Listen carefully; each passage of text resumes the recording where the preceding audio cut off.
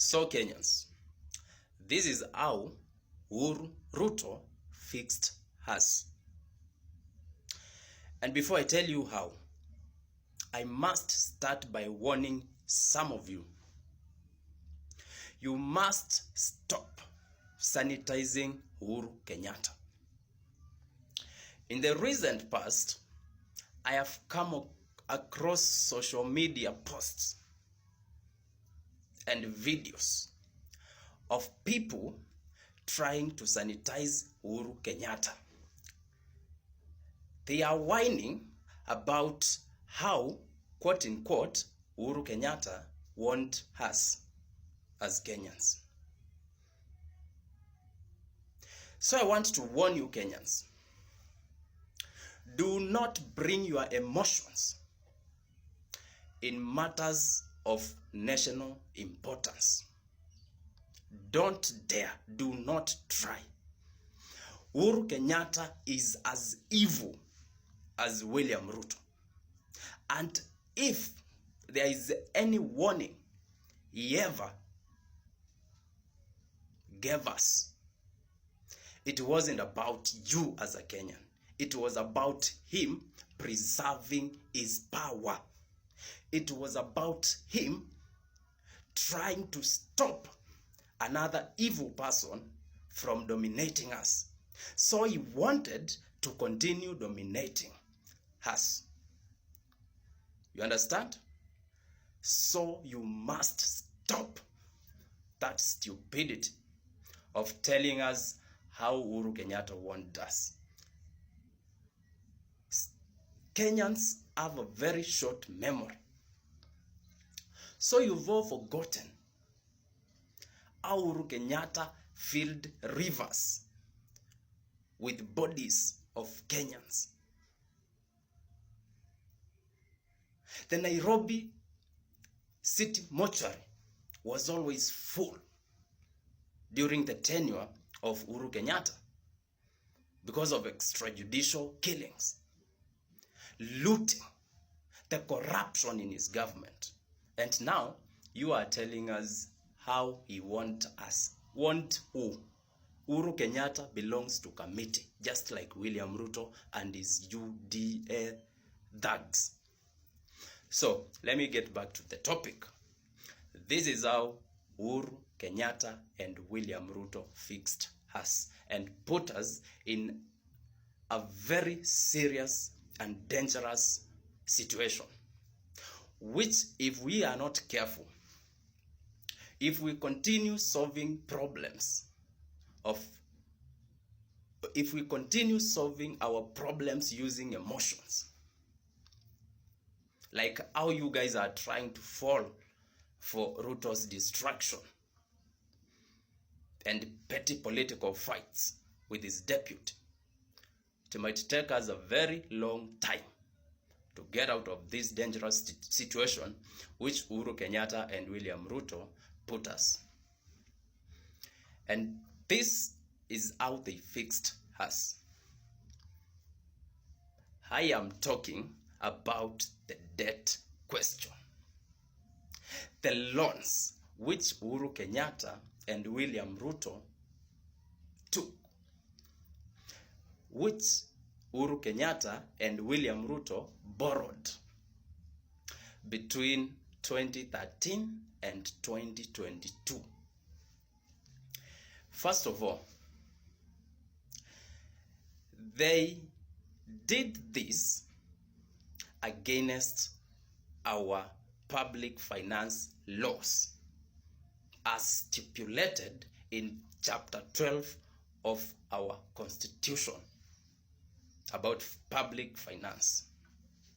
They ran to parliament, tried to amend and change some laws so that they can align with their criminalities.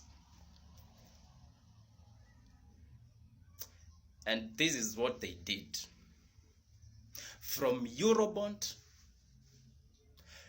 to all other loans borrowed from different global financial institutions to the tune of more than 10 trillion was done illegally. Yes, this was illegal. And that is why there is this question of odious debt. Because there wasn't consent from Kenyans. And above all, these loans never benefited us as Kenyans.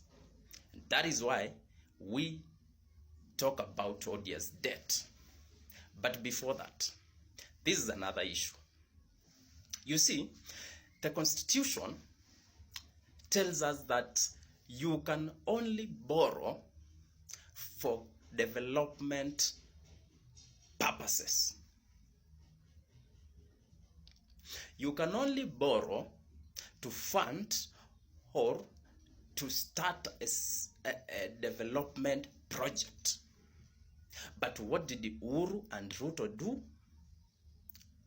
They borrowed and used these monies in funding recurrent expenditure. So you might ask, why were they borrowing for recurrent expenditure while they are collecting taxes on a daily basis? And this is the simple reason. The taxes collected from us as Kenyans was looted. It was diverted to personal accounts of Uhuru Kenyatta, William Ruto, and their friends and family. And so there were no money to fund the operational, to pay salaries and fund other government day-to-day operations.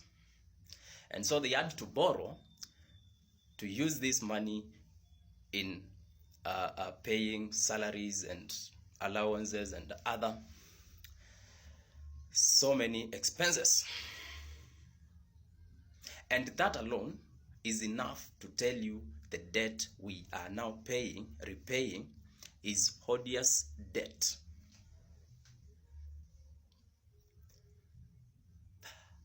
Another thing they did, like in the case of Eurobond, they borrowed this money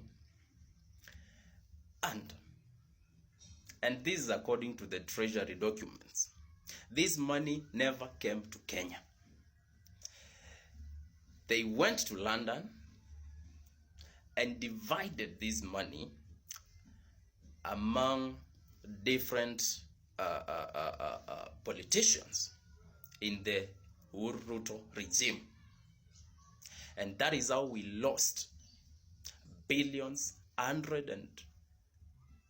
hundreds of billions of money, which was supposed to fund development project. Look, if for example this money were used to fund a development project, which may be after around 10, 15, 20 years, this project would help us to repay these loans because they would generate revenue. But what happened? The money was looted and now we have to borrow to pay. So this is how they fixed us, and we are not getting out of this anytime soon because they will continue borrowing in the name of repaying. So the debt might remain constant and we might go for decades servicing these loans. Solution, because I'm running out of time.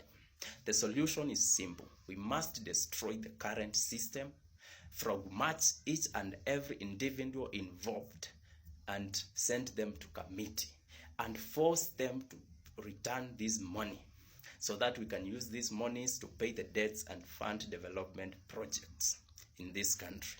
No other way out of this. It is as simple as that.